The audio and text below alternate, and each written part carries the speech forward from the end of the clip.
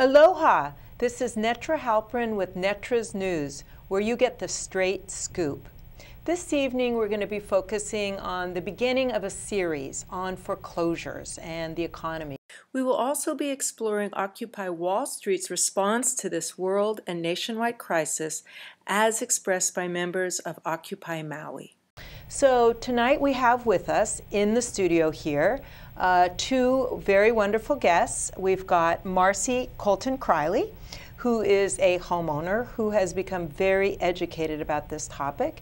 And we've also got Virginia Ginny Parsons. She is a paralegal and litigator assistant, and she's been a paralegal for over 25 years. And she's become very knowledgeable about the foreclosure issue. So, and also, we are very fortunate to have on the line, on the phone, a gentleman, Martin Andelman, who's worked for over 20 years in the financial industry, writing for JP Morgan, for Merrill Lynch.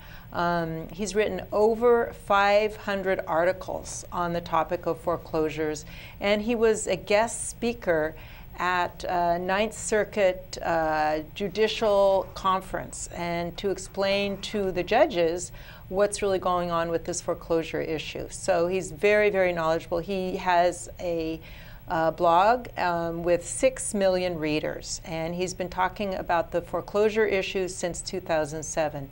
So welcome, all of you guests. Thank you. Thank you. So Martin, can you please start out and give us some kind of like an overview or wrap up for the audience on what is happening with this foreclosure issue? Well, it's quite a crisis. It's a crisis. I mean, we have our housing markets are in a free fall. Home values have dropped 58 months in a row in the United States. 58 months in a row now. And as asset values are falling, as home values are falling, more and more people are being swept off the table. They're losing homes to foreclosure in record numbers. This year, we continually go up every year of this crisis. This year, we'll lose well over 1 million homes will be repossessed, and there's no end in sight. As we sit here today, there's no plan even on the drawing board that might stop the foreclosures from spreading. So foreclosures breed foreclosures. They every time another home goes into foreclosure, it lowers the value of homes that are in that area, and it continually puts downward pressure on prices. And the more people become underwater, or in other words, owe more on their home than it's worth, the more people will end up going into foreclosure. Okay, thank you, Martin. And Ginny, you've been working in the legal aspect, and I know you've been finding a lot of basically holes in the cases of the banks for the foreclosures. What have you been finding? Well, across the country, I network, and then when I met Martin the first go around, I network with about 90 paralegals and attorneys across the country, and the robo-signing surfaced last summer.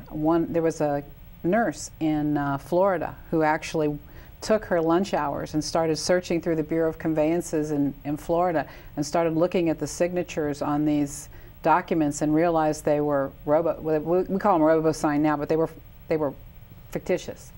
Explain to me, that's Doc X, right? Can well, you there's explain several to me of them. about There's several different. How do these companies work? What exactly was happening? Well, you go back to the fact that the banks actually wrote more loans than they could hold. So they had to figure out how they were going to make assignments of these mortgages, and they hired companies to make the assignments for them. And jump in, Martin, if I'm off here. And they would sign thousands, tens and thousands of documents, a week that they never had the notary in front of them. They never had the file. They were just signing their names. And sometimes people were signing other people's names. So there's one, the CBS did a show a couple 3 or 4 weeks ago about Linda Green. And Linda Green's on a lot of different documents that we have in Hawaii, and her signature is all over the place. It's never, not the same twice. So there are issues. They've taken depositions of these people, and they've realized that these people it was fraudulent. The notaries were fraudulent, the robo-signers were fraudulent. That means the document is questionable. And we have it throughout our Bureau of Conveyances. We have companies that went out of business, banks that went out of business that filed thousands of documents, like for instance New Century Mortgage, after they were defunct. There's still, till through 2010, there's New Century Mortgage documents filed throughout and they're gone. They've been gone for a couple years. So let's get this clear. So a company has gone defunct, and yet there are still mortgages being written on a company that no longer exists. It's not mortgages. They're assigning these mortgages. So they're assigning these mortgages. That they don't own. And why would they do that? Martin, why would they do that? Why would they do that, Martin? Well, I can tell you why. I mean, what happened here is, what you have to understand first is that it used to be, a long time ago now, that when you got a mortgage from a bank, the bank was actually loaning you money. So you'd go to your bank and you'd fill out the paperwork, and they would approve your loan, and they would actually loan the money to you, and then you would make your payments to the bank. But starting in the late 80s and really kicking into high gear in the late 90s, the banks started using a process called securitization. And securitization is when you turn mortgages into securities. That's why it's securitization. You're turning mortgages into securities, bonds, for example. Well, and you're selling them on Wall Street. So right, you're selling bonds. And bonds are, if you think about what a bond is, it's an IOU. Anytime you hear the word bond, it's a debt. It's an IOU. Somebody owes somebody money. And so when the U.S. government sells treasury bonds, right, they're selling bonds, and that means that people buy those bonds, they give the government money, and the government agrees to pay back that debt at a certain interest rate over a certain period of time. Well, Wall Street, they call it financial innovation, but what they did was they developed a process where they could take thousands of loans, put them into a pool, like a swimming pool, picture a big swimming pool of loans, and then they would slice up the swimming pool into different tranches, it's called. But by the way, the bond market uses these words that nobody knows, I think on purpose, so that no one will understand what they're talking about. But they use the word tranches. Tranches is French for slices. So they take all these loans, put them into a pool, and then they would sell slices of this pool to investors around the world. Now, if you think about what that does, is that if I loan you money, if I loan somebody money, and then they get hit by a bus, God forbid, whatever happens, they're not there, they can't repay the loan, well then there's always that risk there, right? I mean, you could loan somebody money and something could happen, they can't repay you. But if I were to just buy a certificate or a bond that is part of this pool, then the risk of any one person being unable to repay the loan doesn't hurt me that much, because that person who doesn't repay the loan, the loss is split up among maybe thousands of investors. Mm-hmm. So instead of the bank loaning me $300,000 and me repaying the bank, we now had a system where investors could buy pieces of a pool of loans, and therefore it would lower the risk of lending money. And let's also say that the bank, the originating bank, no longer owned that note. So, for instance, if you bought a Countrywide loan and he sold it to Wall Street, Countrywide no longer owned that loan. The investors actually owned the slices of that loan, the revenue stream. This is really complex. And let me just say this right here, because it's really important. The judges don't get it either at this point. They're just now starting to. They don't understand how this worked or the securitization. They just look at, there's a trilogy. Did you pay?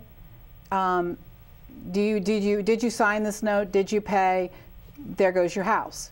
I mean, it's not that simple anymore, because people tried to pay and you couldn't pay because the bank didn't want to take your money because they didn't own the loan anymore. It was actually securitized and the investors owned it, and that's why all these foreclosures are happening.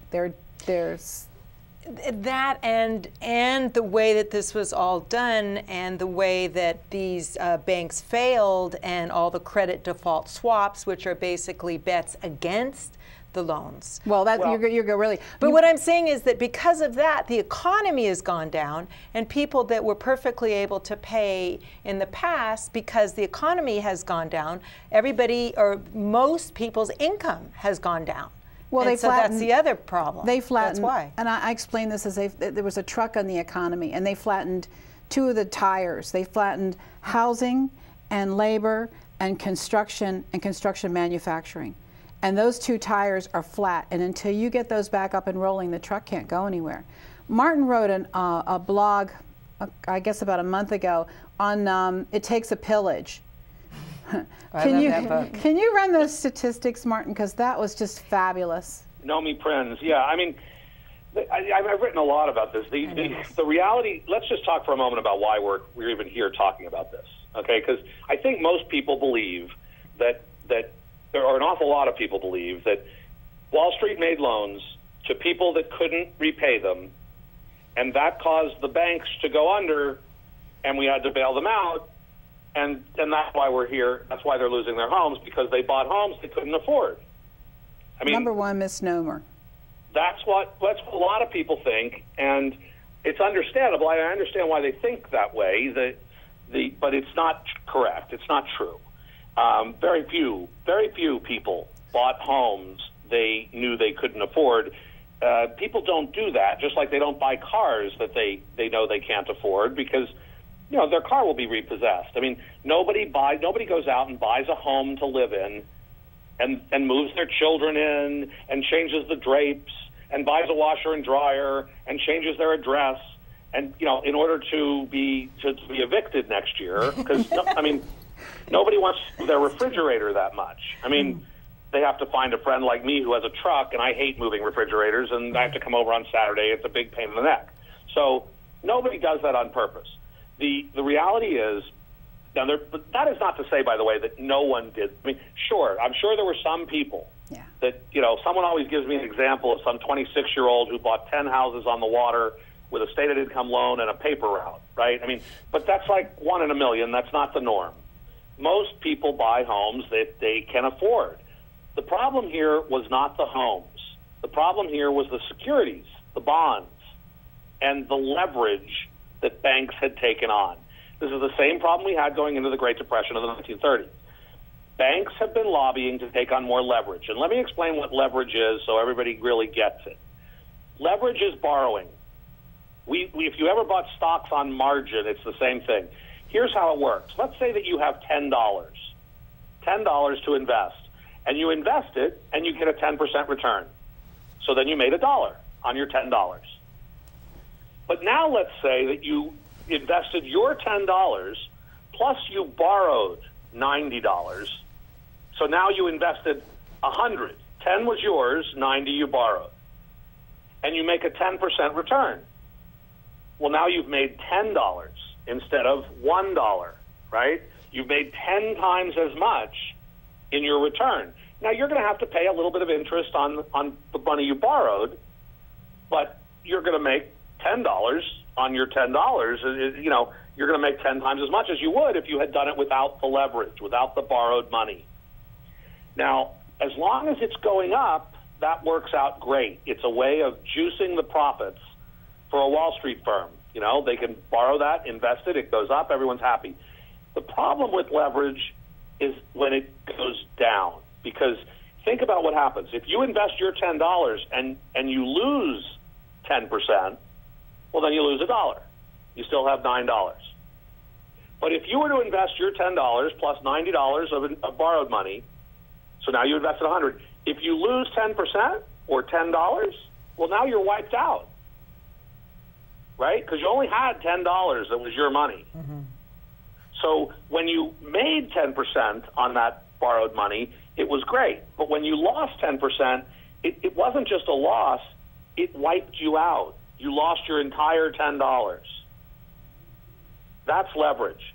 And what the Wall Street banks did during this housing boom was that they securitized all of these loans, and you could take you could take loans that were subprime loans to high credit risk loans, and you could put them into a pool, and you could have them rated AAA. So it's sort of like turning lead into gold.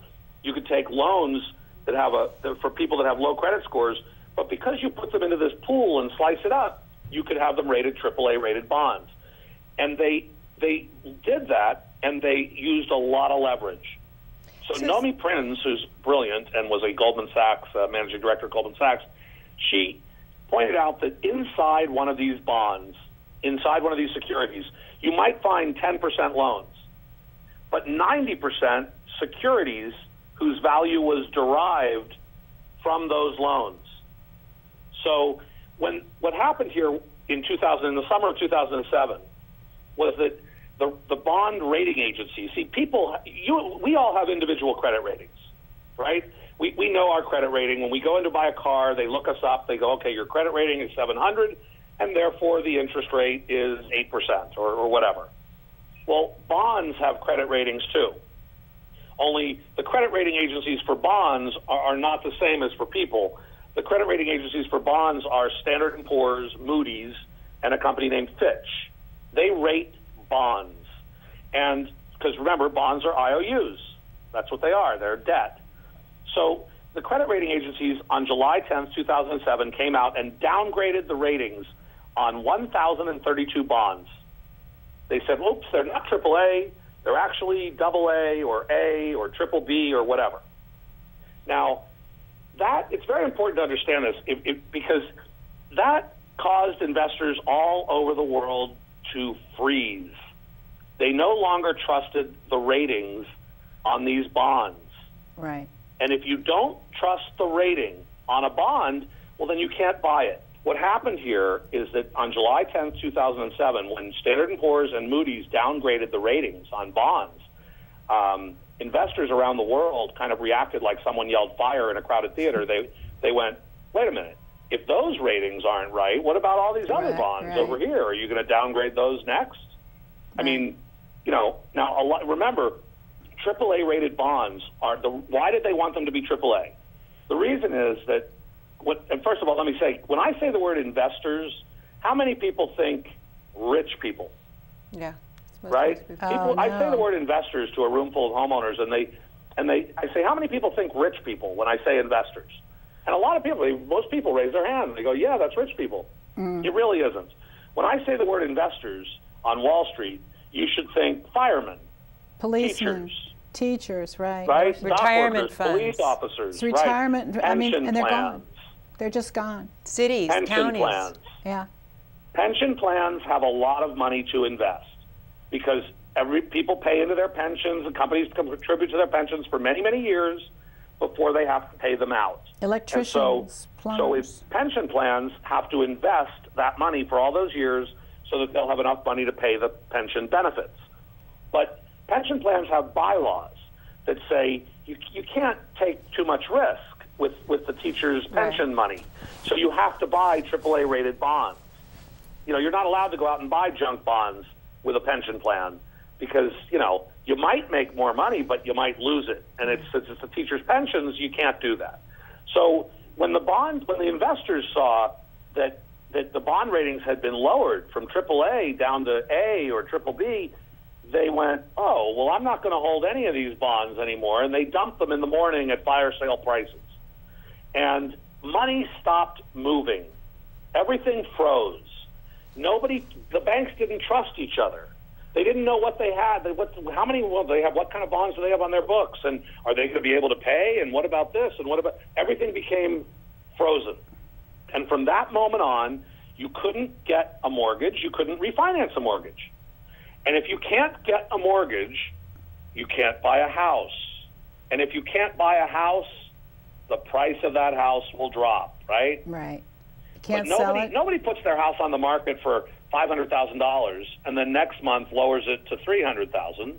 You don't do that. You put it on the market for $500,000, and then maybe 3, 4, 5, 6 months later, if it hasn't sold, then you might talk to the realtor and say, well, why don't we lower it to $475,000? And then you wait so many months and see if it sells. And if it doesn't sell, you go, well, maybe we should bring it down to $450,000, right? So normally, real estate values, when they go down in a very gradual slope. Because nobody puts their house on the market for $500,000 and then lowers it, by $200,000 or something. I mean, that doesn't happen. Well, in this instance, it was a very different thing. In this instance, the credit markets froze overnight. They froze. There was no more credit available. Nobody would loan money because they didn't trust the ratings on the bonds. I want to talk about earlier, you mentioned Nomi Prinz, and she wrote a book called It Takes a Pillage. Yeah. And the statistics from that book are the total value of all subprime mortgages was about $1.4 trillion. In 2009. In 2009. The Right. total amount of the bailout of the banks was $13 trillion. So you've got almost 10 times as much money was given by us taxpayers to the banks for just one little small, well, it's not small, but 10 times less, the trillion, 1.4 trillion of the actual mortgages. And then the total amount of money worldwide, wagered or leveraged or bet, however you want to put it, on these 1.4 little small $1 trillion mortgages was 140 trillion. So well, maybe more. We don't know. Yeah, we don't know. that's hard to figure that out. And let's also interject in here. These securities were actually called derivatives. There were three different Right. types of securities. There were mortgage-backed securities, which were the mortgages. There were auction-rated securities, which were the school loans. And there were asset-backed securities, which are the credit cards and car loans and that kind of thing. And those, all three of those were finagled and leveraged to the tune of 140 trillion plus. I mean, that's a lot of money. But that 13 trillion you're talking about would have paid everybody's mortgage in America and what? Paid our health care? No, it would pay everybody's mortgage in America, not just the ones in default. Right. Everybody's mortgage, bought homes for people who didn't have a home, and paid for our health care. And then the banks, we wouldn't owe the banks anything. So we would all be sitting pretty in our homes with health care. People would have new homes, and the banks would have to go deal with their, I call it gambling debt, because basically it's gambling. I mean, you're wagering on something, and so the taxpayers paid all that money, and then now, since Marcy's sitting here so quietly and patiently, I wanted to talk about modifications. So the federal government, instead of giving that money to the homeowners, which I think would have been a lot more fair and would have gotten the economy back going, they said they're going to do these things called modifications. Now, I'm sure everybody knows somebody with a modification horror story, and so we are so happy to have Marcy Colton-Criley in our studio today. And Marcy, would you like to tell your story? Well, what Martin was saying before about homeowners, that the majority of the homeowners weren't people that bought a home that they couldn't afford.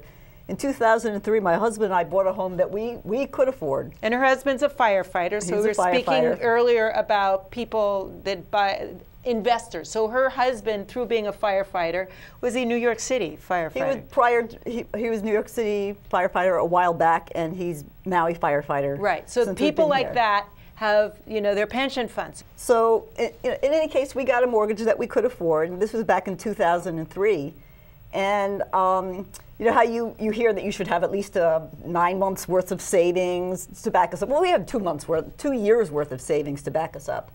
So we started not having as much money because of the economy. Things changed. Well, you had a business, right? Well, I was a nurse for a while. I stopped nursing because I had a son. I had a business, and that started decreasing a lot. So right. Did you do a full doc or a stated loan? I did well, actually, I thought I was doing a full doc.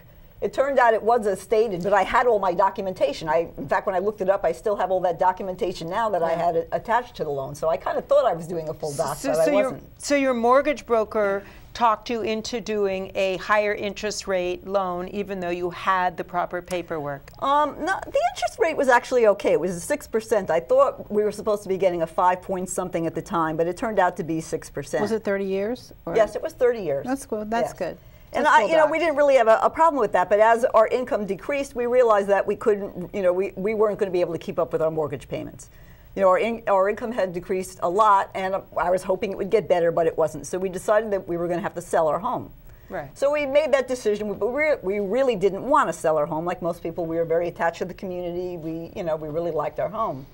And we heard about the HAMP program, and in fact, the bank told us about it. And so I called the bank up, Bank of America it was, and I sat there on the phone with them for 2 hours, went through all my financials with them, and they assured me that I qualified for a modification and that I would have it within 30 days. It would be FedEx to me. Right. What year was this? This was in January of 2010.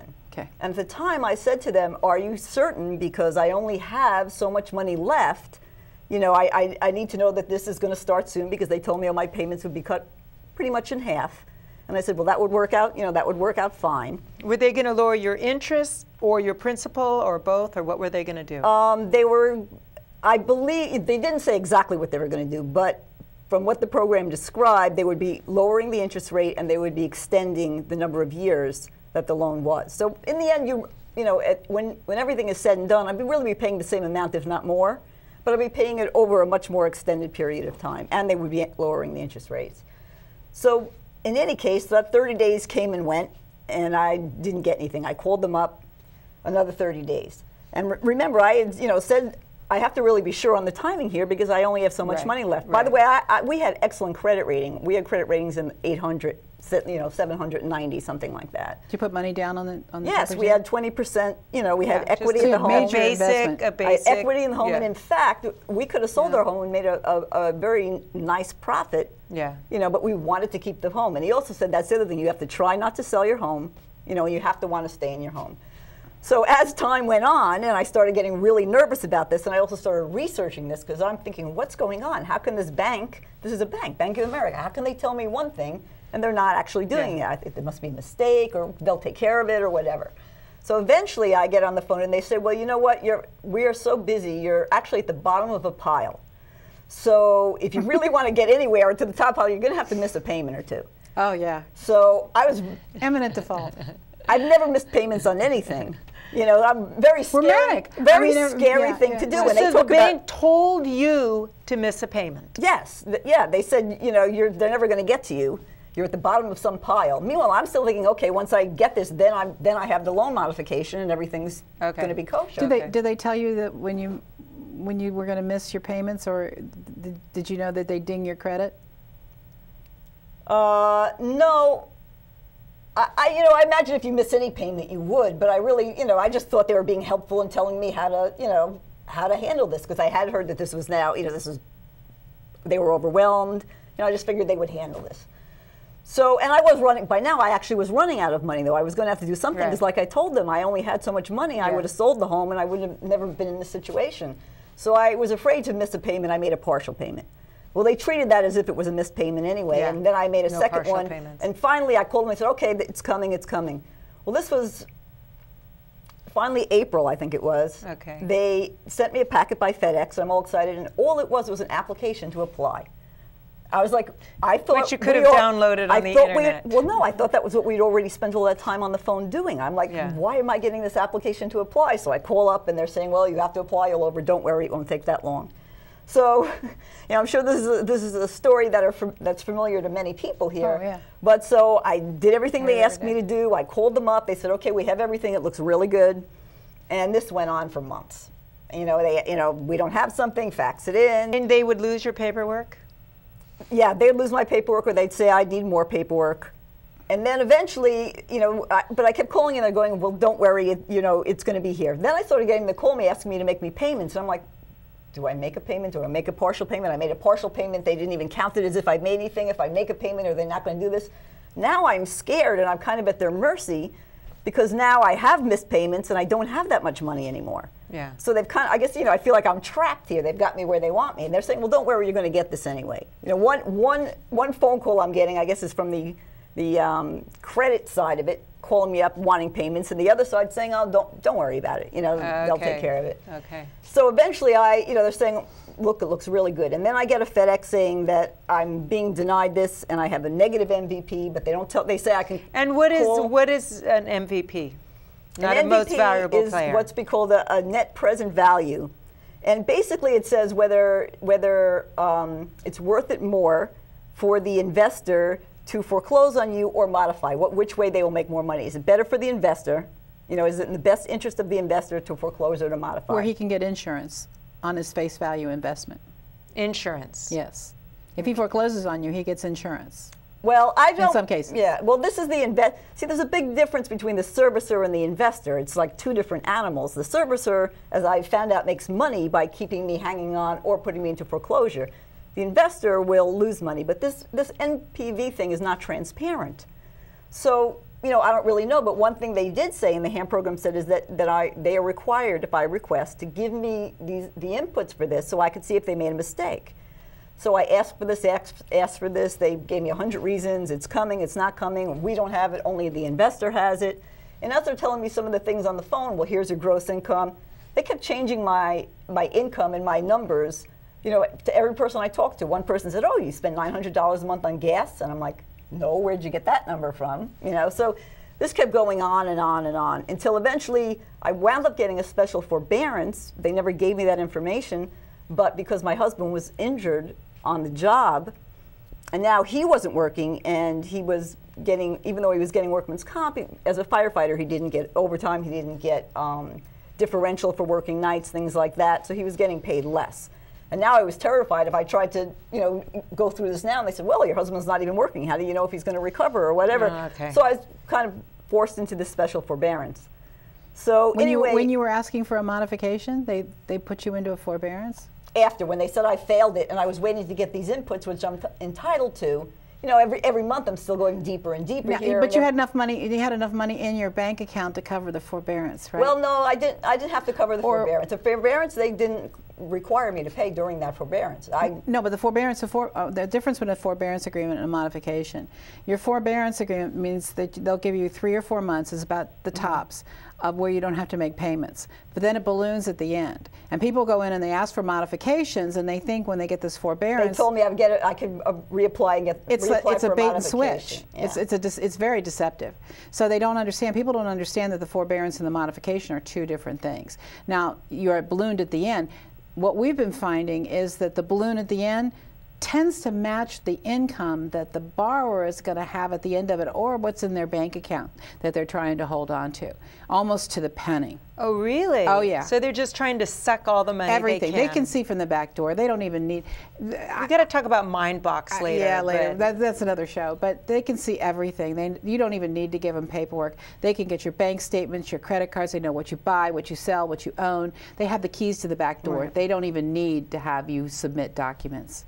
That's the information age. But you know, back to what Martin was saying, so here we were doing the right thing. We'd always been doing the right thing. Had they not told me they would give me this modification, you know, or had they not baited me with the HAMP program, which, you know, our taxes paid for, I actually could have sold my home at that time, paid off that loan, and by now I rented, and by now bought another house and not even had a mortgage. You know, but now I'm in the hole. Values have gone down. The value of my house has dropped amazingly. You know, now I'm in debt. My credit, you know, our credit rating is terrible now, and so if I had done this to somebody else, I'd be in jail. If I did that, if he did that, if he did that, we'd be in jail. All right, they'd call it a racket, a scam, and we'd be in jail. They got away with it, and they got bonuses to boot. Anger at banks for fraud and reckless gambling has created protests across America and into Asia and Europe. This is why Maui occupiers have joined in solidarity. Specifically, over the last 30 or so years, the 1% has basically been fleecing this country. They've seen their share of the gross domestic product go from about 9% back in the mid-'70s to 41%. Now, that's just the top 1% of earners. Wow, the that's a lot. Rest of the people have either seen their incomes stagnate or decline. That is relative to inflation, and in a big way. I strongly agree with most of the demonstrators who are saying that those with power and influence are controlling the 99% or whatever the percentage is, and that is no longer viable, that we're in for rapid evolution, which some people call a revolution, and I think we are seeing rapid evolution, and this is why I'm participating here on Maui in the Occupy Maui movement. Because I think the voice of the people are no longer heard. And we've gotten to a time in our culture, in our society, where enough people are waking up to that fact. They're noticing that they don't have a say in their government. They're noticing that their schools are suffering, that their social programs are suffering. And now more than ever, there's enough voices all speaking the same truth that hopefully we can bring about some serious change. And we do have elections. What is that not working? In theory, I think elections work. But what's happened, there's so much corruption, obviously, with what happened with the Bush and Gore election, and there's all sorts of stuff in the Supreme Court with how they know they prove that the elections were rigged. So people have lost faith in that. And so who knows if out of this movement we'll keep that democratic process, but it's definitely something that needs to be revised and regulated. And is that due to the top 1% being smart and working hard? It's due primarily to capital flight and financial speculation. Capital flight is, over the last, since the late 80s, employers have been moving industries to the third world, developing countries. In the late 70s, they started attacking labor. So they broke with the social contract, they started attacking organized labor, forcing wages and conditions down. Wait, hold on. Could you explain what the social contract is? Oh, well, for years, and especially particularly after World War II. In the U.S. and Europe, where the social democratic system thrived in Europe, and we had the golden age of capitalism, you might say, the social contract was sort of an informal deal between labor unions and big employers. Okay. By which basically employers would pay the unions the wages and give them the working conditions that they demanded. In return, the unions would not challenge the position of ownership and control that the employers had over the industries. So they were getting enough that their life was okay. Yes. So they wouldn't challenge core issues such as, why do you folks own so much and we're just working for you? Exactly. Okay. Alan Greenspan was being interviewed, and in his own words, he said that there's no government entity that's above the Federal Reserve. It's easy to see that he who controls the purse strings makes the rules. And have they done all of this within the law? No, not really. They have skirted the law and outright broken it, and really fudged the rules quite a bit. To try to make money out of money is just a dream. It doesn't happen. If it does appear to happen, it happens at the cost of somebody else. Somebody else is a big-time loser in order for somebody else to make money on money, because money is just a tool. It doesn't have any life until we give it value.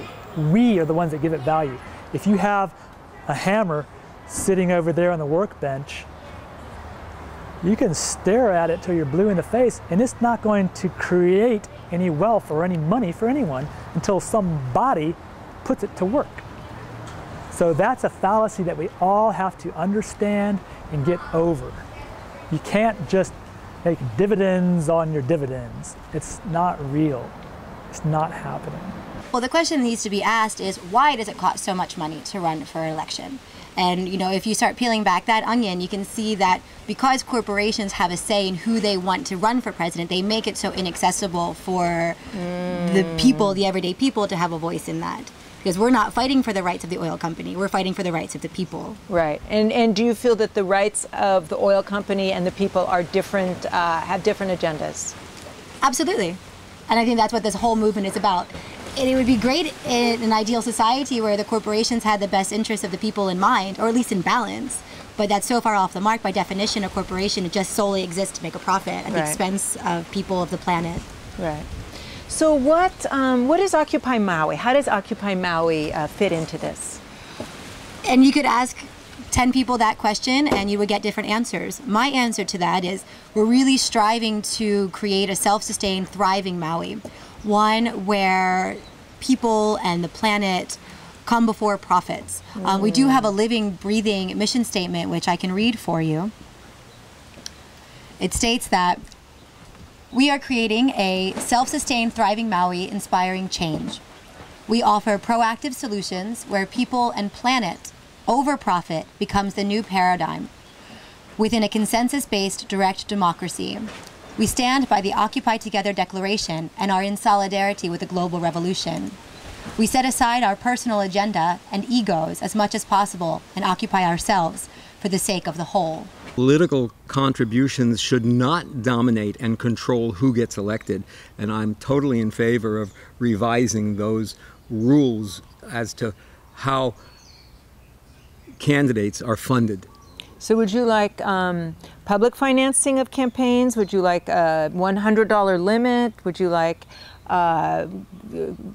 Citizens United ruling of corporations are people and money is speech? Would you like that overturned? Yes. Corporations are not people. And would many say that they also have unduly influenced due to campaign contributions those who make the laws? Oh my gosh, they have pretty much complete control over both parties.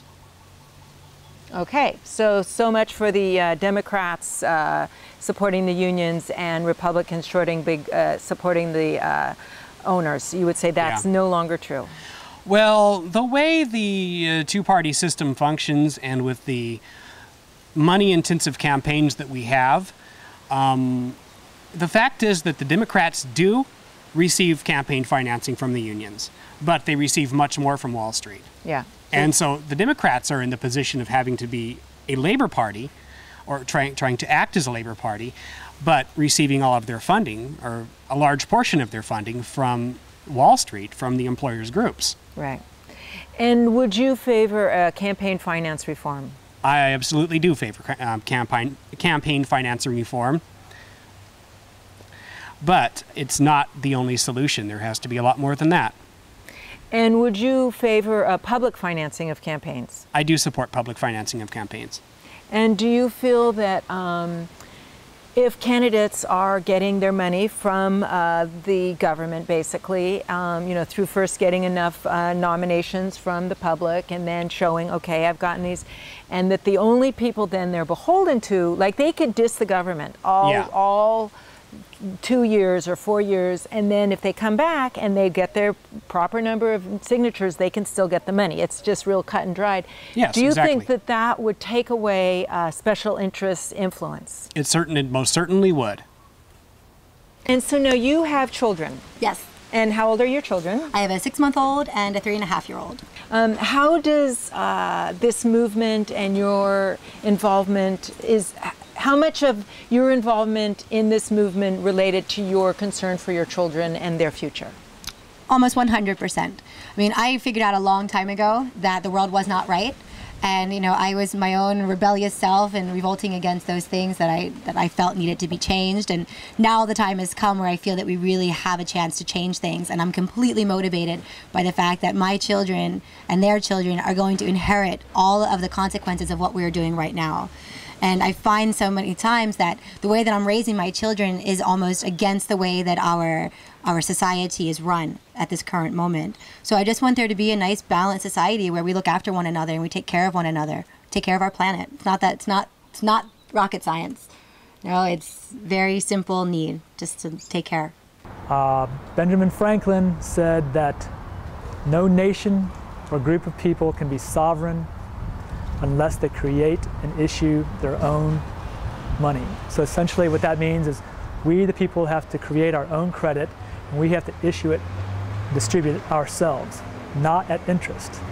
As long as we have credit created at interest by a third party, we are beholden to that third party, and it's a debt that we can never get out of. It's mathematically impossible.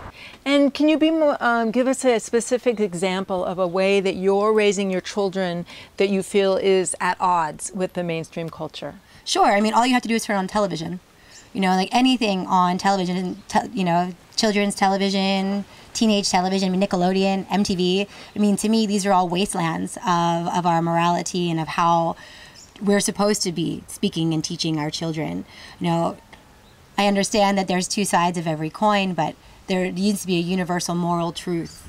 And when you say morality, what do you mean specifically? Because that word is used in many different ways. Basically, and maybe it's cliche, but the basis of all of our actions and all of our choices is founded in love. your messages are delivered with love. The intention of the person receiving these messages are to go out, to learn, to better themselves, and then to go out and continue to love. And you feel like that most of what's on TV is about arguing, fighting, violence, power over, humiliation, but not about degradation, love, not about love. Objectification. Yes. If you look at the way that women are treated in the media, even in the way that men are portrayed in the media, I mean, it's not fair for them either. You know, it's against the natural ways that we're supposed to be. We need to create our own credit, not at interest, and on a happy note, this has already been done for us. The way has been paved, it's been demonstrated how it works by previous President John F. Kennedy. He created United States notes. That was money that was made by us, for us. That's the only way we can maintain our sovereignty, is to be beholden to no outside entity. Well, I think this can go very far, and I think it will. What I like to say is by the time this thing is done, it's going to make the Tea Party look like a tea party. It will be very extensive. And the reason is the crimes against the working people of this country have mounted up. And people have finally realized they can't stop. They have to actually deal with it. They can't just take it. And obviously the Wall Street abuses keep going, the protection of the very wealthy, that they don't have to participate in trying to deal with our deficit problems. And I think that the upheaval that's going to take place in the nation in the United States is going to be paralleled with all the kinds of uprisings that are happening in Greece and Spain and Italy. If you look at the global map, the Occupy movement is truly global in Asia, in every continent on the planet. But I believe we will succeed, and we, the people of the world, will unite to create a world that works for everyone. Believing that Maui, for example, with a relatively small population, can influence many, many more people, especially with the way the media are today, that it's like a 100th monkey phenomenon, is the way this has spread globally. And I am very impressed with how it is spreading. The Occupy Wall Street, Occupy the World movement is probably one of the most significant shifts that is happening on the planet. What happened to give this form of money value is it has to have a backing by the people. So we were then a nation of savers. Kennedy induced us to save and back the value of our currency through the purchase of United States savings bonds. We, the people, the users of the money, we gave it the value by purchasing the bonds. So then we were beholden to no one. Kennedy put the first circulation of $1 and $5 and $2 silver certificates and $5 silver certificates into circulation in July of '63, and in November of '63, of course, we all know that he was assassinated. This is prima facie evidence that the two are connected, because right after that, that money was taken out of circulation. The $10 and $20 notes that had been printed were never issued. So the United States notes were taken out of circulation, and the silver certificates and the silver coins were all taken out of circulation. That was all money that was considered real money, that was not putting us into debt. So the Federal Reserve had all that taken away, and all we've been left with in the interim is Federal Reserve notes that keeps us in a constant cycle of poverty and debt. But everything is working out according to some, if you'll pardon the expression, divine plan, and we're on the road to having a world that works for everyone. And the Occupy Maui, Occupy Wall Street movement is a huge part of that shift.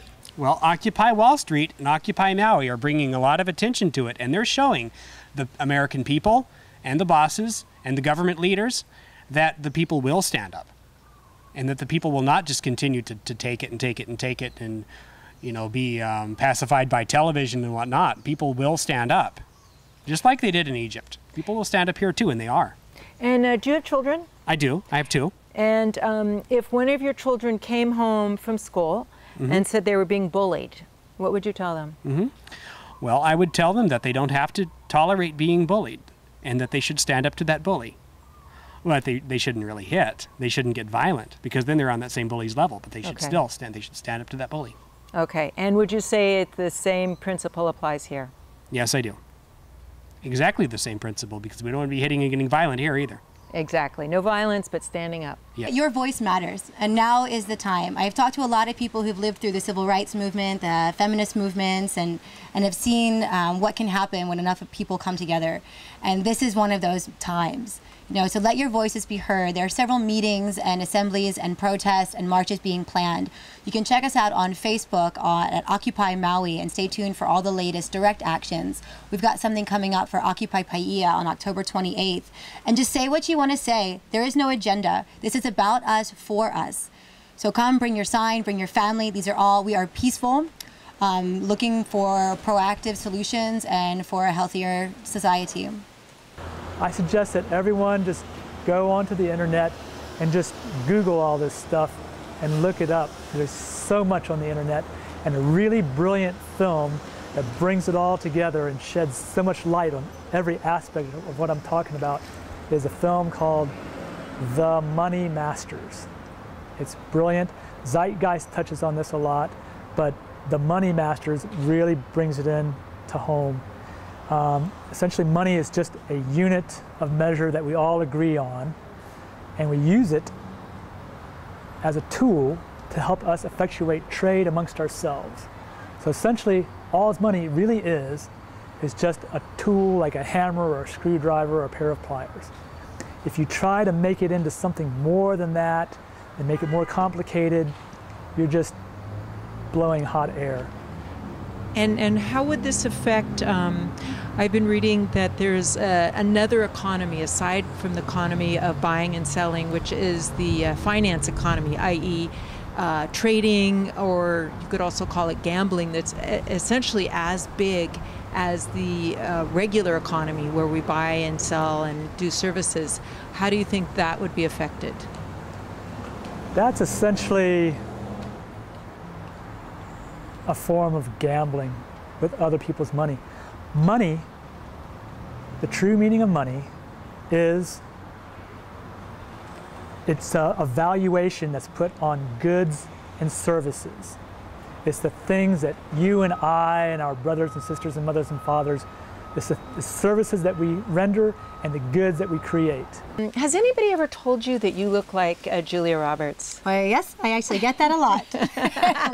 We're going to use that to our benefit here on Occupy Maui. I just saw Julia Roberts at the Maui protest. She must have been here on vacation. But from what I hear about her, she'll be down there soon enough. She holds these same values. Okay. Oh my God.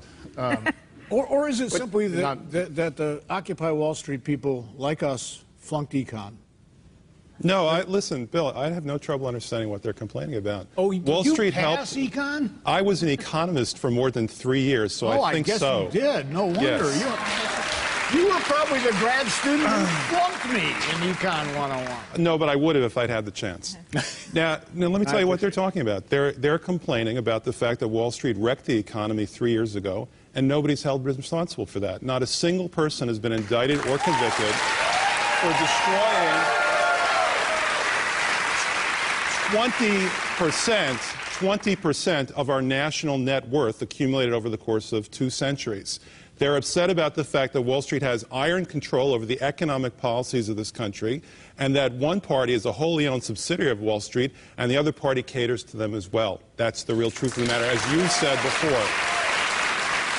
And Get the man a bongo drum. They found their spokesman. Okay?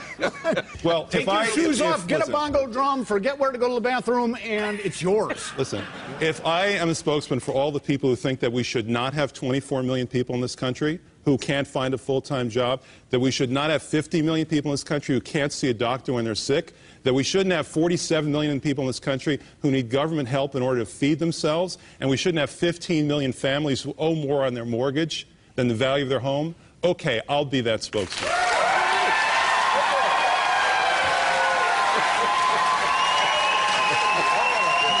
Oh, look, they're standing in the audience. Okay. We're demanding that the armed forces come home immediately. Put down your arms, return to your bases, demand shipment home. It's time to stop making weapons of destruction. It's time to listen to the legitimate demands of people everywhere to have their consciousness respected, to have their aspirations for life and pursuit of happiness supported. We've had an end to this system. It's lasted too long. It's time for the people to take back their lives and live in love. I pay 25 on the street. People on the street.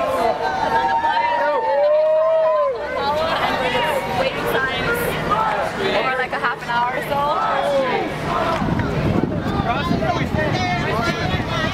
Next got bailed out. We got sold out. Next got bailed out. We got sold out. Know that we all have diversity among us. We have all kinds of races. So if we can work as a team and remember that this is our land, we can do this. If we work together, we don't really have to use federal funding. We just use each other and the land. What's wrong with using the land?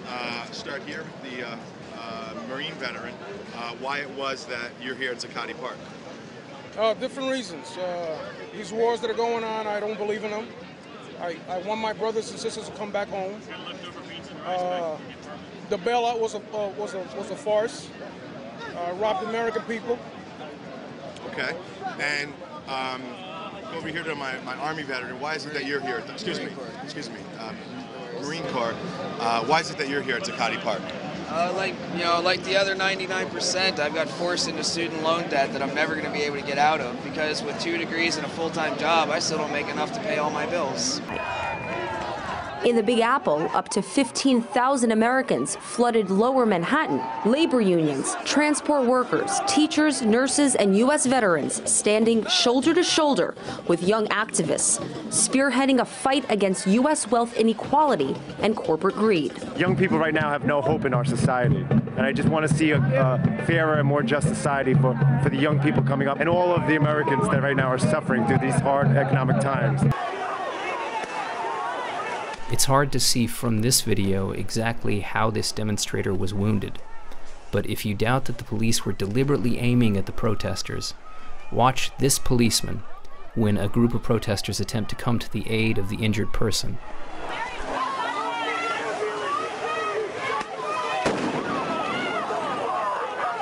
Watch that again.